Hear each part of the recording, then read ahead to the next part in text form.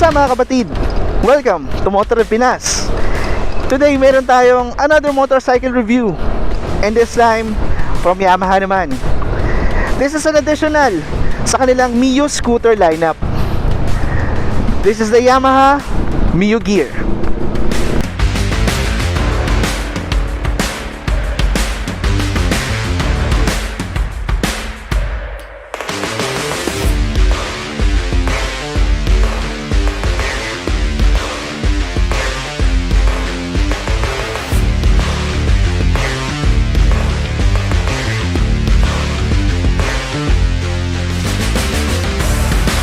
Alright, this is the Mio Gear by Yamaha. This is the S version. Dalawa ang variant nito. Yung una is the standard Mio Gear, and this one we have the Mio Gear S variant. So pag-usapan natin later kung ano ba pinagkaiba ng S variant and the standard variant.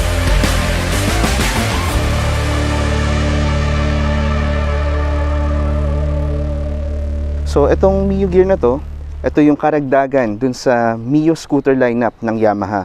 So, kung bibilangin natin, meron na silang Mio Sporty, Mio i125, Mio Soul i125, Mio Gravis, Mio Aerox, and now this one, the Mio Gear. So, let's check first itong kanyang harap. Kung titingnan ninyo, elegant din ang itsura niya. Yung color pala natin, by the way, ng ating review ngayon is the matte black. Iba yung texture niya dito. Hindi siya smooth, no?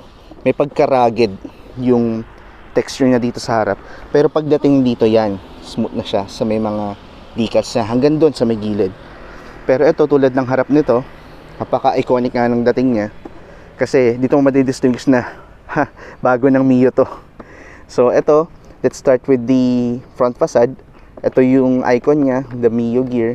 Tapos ito yung logo niya na sticker. Tapos since blue core na yung engine niya, mas maganda na, mas tahimik na, and mas fuel efficient pa. Isa sa mga nagustuhan ko dito is yung forma ng headlight niya. Maganda yung dito niya.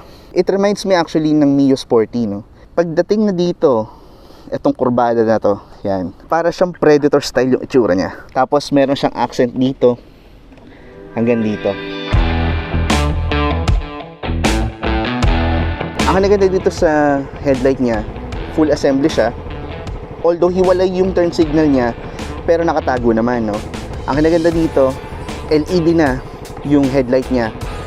Pero yung park light niya, this one and this one, tsaka yung turn signals niya are still bulb pa rin. Dito sa pinahiram sa atin ng barkada natin, meron na siya, nagpakabit na siya dito ng mini driving light. Although LED ng ilaw niya, so for me, may mga motorsiklo rin kasi na hindi sapat yung ilaw nila o yung stock headlights nila. So might as well lagyan mo na rin ng mini driving light, diba? Hidden naman siya, hindi katulad ng mga nandito, no? Ito maganda para sa akin, mas tago, and hindi masyadong halata, no? Low profile ba kung ganun. So ito yung low beam niya. When we turn on the high beam, ganyan itsura niya. Maganda sana to kung ginawa nila itong LED. Mas babagay siya dito sa full assembly nung headlight niya, pero that's fine. So anyway, try natin yung hazard. So napansin nyo agad nung tinurn on ko yung hazard, nandito siya sa ilalim. Napansin ko lang sa mga nilalabas recently ng Yamaha, yung mga scooters nila nasa ilalim na yung turn signals. Yung NMAX, yung Aerox, ito, at saka yung Soul i125. Napansin ko lang nasa ilalim na siya, no? Hindi siya nandito sa headlight o kaya nandito sa gilid or hiwalay. Mostly talaga nandito na sa ilalim. So dito sa likod, bulb type rin, yung brake light niya, pati yung turn signal niya. Ngayon ang kinaganda rito, yung ilaw ng brake light niya at saka nung plate light niya is iisa. O di ba? So di ba usually commonly nakikita natin sa mga motorsiklo kapalodo, tapos extended yung plate light, tapos doon hiwalay yung mismong ilaw ng pangplaka. This one, ginawa na lang nila assembly dito ng ilaw para sa brake light, tapos dito transparent para nasisinagan din yung plaka mo.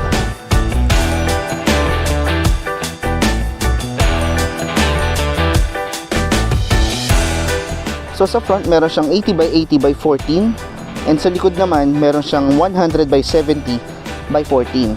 Both tubeless na yan, and dito sa harap meron siyang disc brake with single pot caliper. I don't know kung anong brand to, wala nakalagay.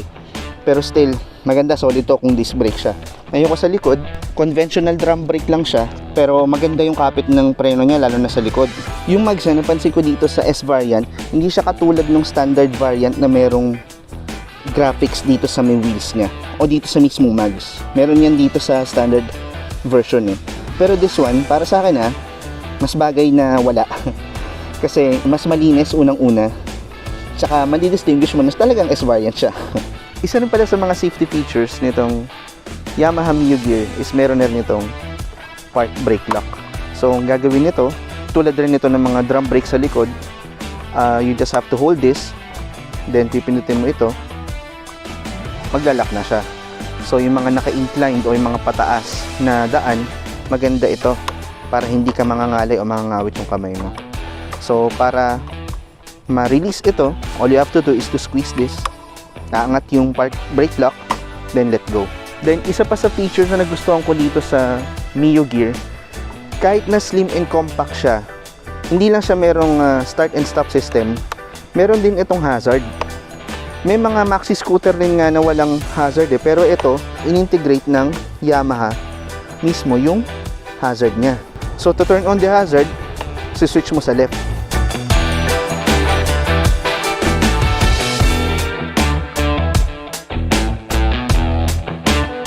So tingnan naman natin yung body niya, no? As you can see, napaka-slim and compact niya. Ngayon, dito sa body niya, napansin ko, konti lang talaga yung mga paint job niya o yung mga paint parts niya. Para kasi sa Yamaha, this is for multi-purpose use. So kung titingnan natin, dito pa lang, umpisa natin dito. This is the floorboard of the Yamaha Mio Gear. Napansin ko lang, unang-unang mapapansin, mas malawak. Hindi lang dahil dito pero napansin ko yung mga ridges niya, mas matataas, tsaka mas malalaki. Meron siyang tinatawag dito na side protection. Ibig sabihin nito kasi, yung pagka-plastic nito, iba sa nipis ng plastic nito sa kaha. Mas makapal ito. Tapos ito, mas makapit. Lalo na siguro kapag nakabota ka. So ngayon, hindi lang siya dito sa may side protection meron. Meron din siya dito, napansin ko. Iba rin yung texture niya dito. Dito, sa side, actually, pati dito nga meron din Ayan Ang kinaganda dito sa floorboard niya, step through na siya. O yung tinatawag natin na gulay board, syempre, pansin ninyo is mas mahaba na yung footboard niya. Umaabot siya hanggang dito. So ang purpose kasi nito is for utility purposes din. Kapag ikaw naglagay ng luggage seat sa gitna, mas mahaba o mas taller, or alam mong ma-extend yung baggage mo dito, wala ka ng space tuloy sa paa mo rito. So ang ginawa ng Yamaha, in-extend nila yung footboard dito para yung paa ng rider aabot dito. Meron ka ng space dito sa pagitna ng floorboard, then dito yung paa mo. O, di ba mas convenient? That's why meron tayong ridges dito malalaki pa, para yung paa mo kapit na kapit din dito. Speaking naman ng kanyang baggages, besides dito sa mailalagay mong baggage dito sa may step-through board o sa gulay board, meron din siya nito. This is a hook, carabiner style. Ang kinaganda sa kanya, low profile siya dahil natutupi. Pero meron din siya dito. Yan. O kaya yung mga maliliit na luggages nyo, dito mo ilalagay, dito mo isasabit. Pero if that's not enough, kapag meron kang dalang water, dito ka na. I think magkakasya dito mga 500 to 750 ml bottle.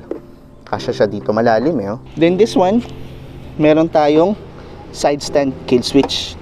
Actually, common na to sa mga modern scooters right now for our safety purposes din. Kasi syempre naman, ang automatic scooters kasi is wala naman talaga neutral yan.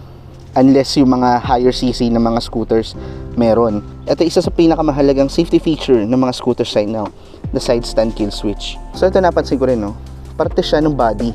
Yung material nito, parang same na material lang nandito. Ang sense kasi nito, pag may luggage yung kasama mo o yung OBR mo, mas protected yung body ng motor mo. Specifically, itong Yamaha Mio Gear.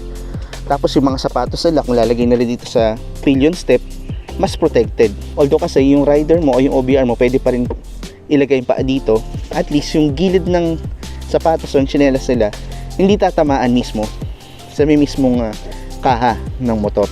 Which is, di ba, napaka-thoughtful. Then dito naman, dito kanyang airbox. Ang liit no? Although yung sa Mio Sporty, napansin ko, maliit rin naman, pero ito, compact din siya. Nag-blend siya sa pagka-compact and slim ng mismong motorsiklo. Ang isa sa kinaganda nitong Mio Gear is meron pa rin siyang kickstart. So if ever na malobat yung baterya mo, hindi ka na kailangan mag-alala. Meron kang backup. Ito naman yung kanyang unit swing, single shock absorber lang siya, pero maganda yung bounce nito. Ito yung mags niya. Like I said, this is a 14-inch. Ang naganda dito, napansin ko is gloss siya, no?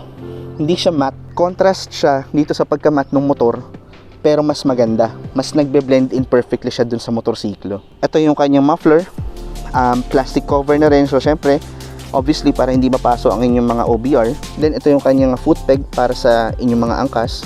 By the way, ito yung air cooling system niya. Because this engine has a 125cc Blue Core engine, fuel-injected 4-stroke SOHC 2 valves air cool. Tapos napansin ko rin, meron din siya nito. Hindi lang yung muffler, yung nako-cover para hindi mapaso yung backride mo.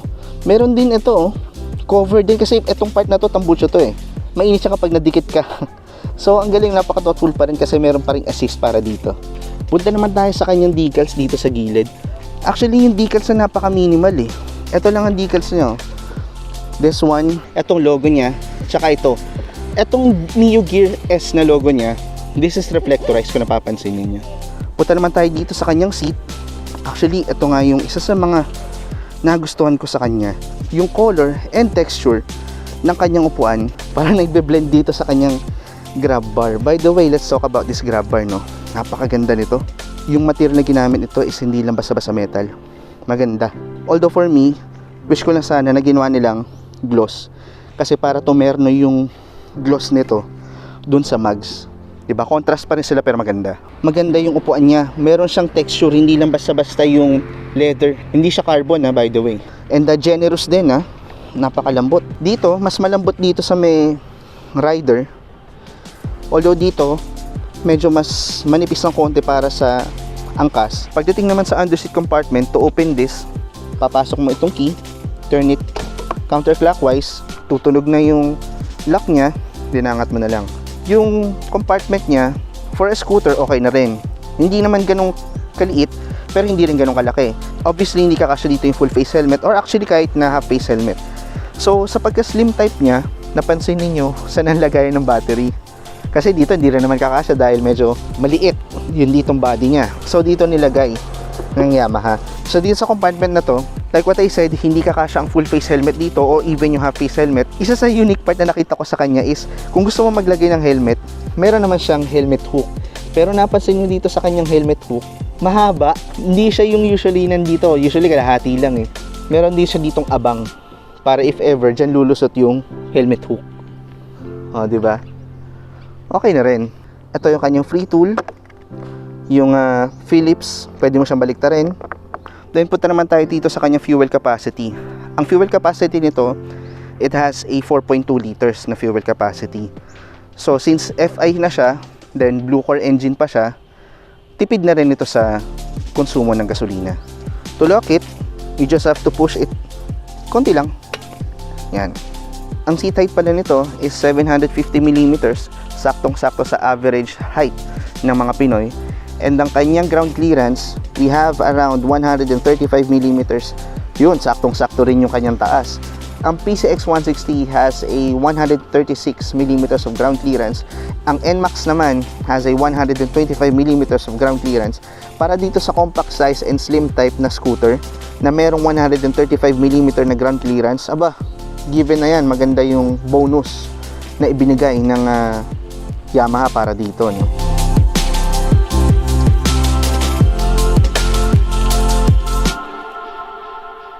Dito naman tayo sa point of view ng rider.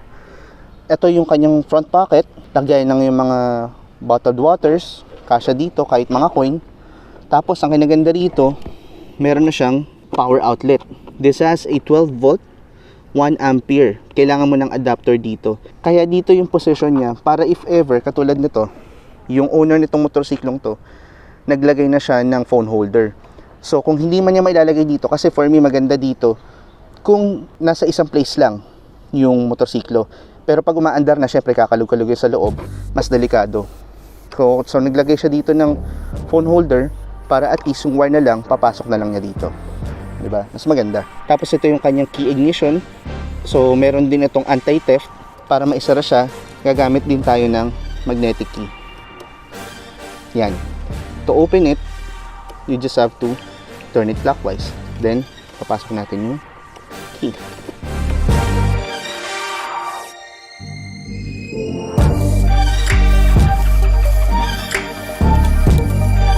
Alright, dito naman tayo sa kanyang instrument panel. So, una mapapansin nyo agad, meron siyang analog style. Ang kinaganda kasi sa analog style, minsan may mga people talaga na preferred pa rin na analog style, is mas accurate. Mas accurate ang speedometer nito, mas accurate yung odometer nito. Maganda pa rin siya. Yung layout niya, merong neon green na nandito, surrounding dun sa mismong speedometer mo. So ayun, dito sa kanyang fuel gauge, kahit nakapatay yung engine mo o yung motorsiklo, yung kung gaano pa karami na natitira sa fuel mo, naka-indicate pa rin dito kahit na naka-turn off yung makina mo o yung motorsiklo mo. O, di ba nakakatawa? So okay, let's turn on the engine. So meron siya dito. These are the indication for start and stop system. Dito yung kanyang high beam. Ito yung turn signals niya and the hazard lights. Then dito yung check engine. Ang kinaganda sa kanya, ayun o, meron siyang echo indicator. What echo indicator does, kapag mapapansin na ng motorsiklo mo o pag nadidetect na ng motorsiklo mo na you're going a fuel efficient drive, lalabas yung ilaw nito, meaning matipid ka sa gasolina kumonsumo.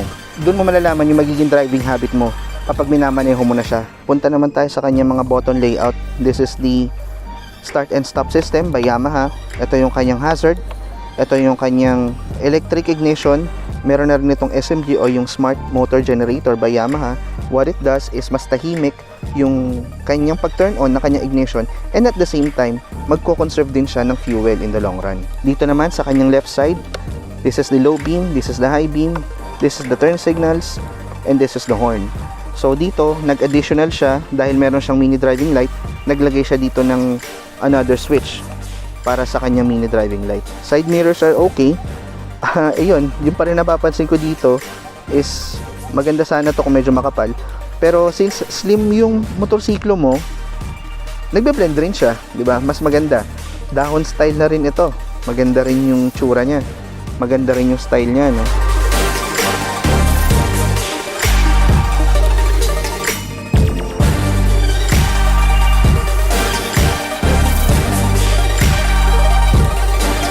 Ito pala, ang main difference pala nito from the standard edition and dito sa S variant is actually dalawa. Yung start and stop system, which is ito, ang ginagawa nito when you turn this on, kapag nasa traffic ka, after 3 to 5 seconds mamamatay yung engine. Tapos, it will conserve also your fuel consumption para mas matipid. Tapos, para kapag aandar ka na ulit, you don't have to turn the ignition. Konting throttle mo lang, aandar na ulit siya. Kaya S variant is meron siyang ganito. Meron siyang answer back key. So ito yung pinakasusi mo for the ignition. Ito yung susi mo, magnetic shutter key, and ito yung answer back. So kung halimbawa marami na kayong Mio gear sa parking space, o yung Mio gear mo nakalimutan mo kasi mo na iparada, you just have to press this. Malakas yung ano niya, no? Malakas yung answer back system niya, no? Tapos pati yung mga turn signals niya iilaw rin. Magandang feature to, karagdagan. Additional 4,000 pesos. Not bad, no?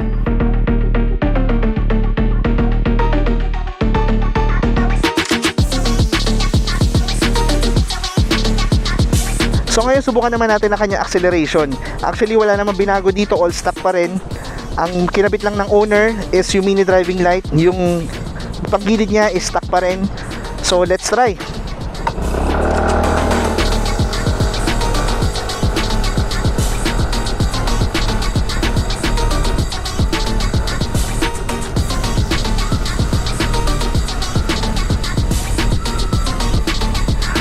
Front brakes and rear, maganda, ganda ng biga. Subukan naman natin yung rear, titignan natin kung mag-skid. Let's go to 50.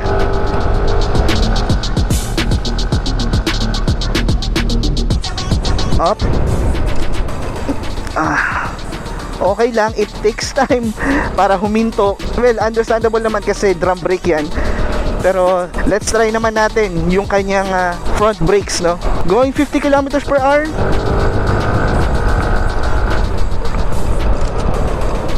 Walang skid.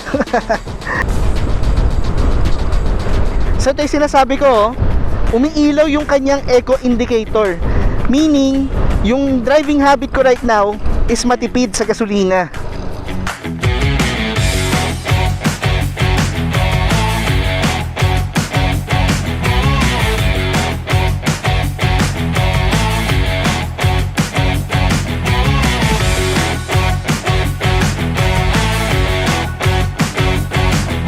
So ayun mga kapatid, sana nag-enjoy kayo sa ating full review of the Yamaha Mio Gear.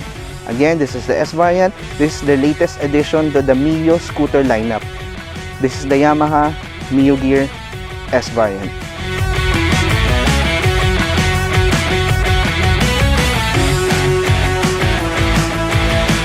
If you enjoyed watching this video, please like, share, and comment down below. At kung bago ka sa akin channel, subscribe ka na rin kapatid, and hit that notification bell icon para lagi kang updated sa mga future videos ko. Marami pa tayo motovlogs, marami pa tayo motorcycle reviews. Hanggang dito na lang kapatid. Ride safe!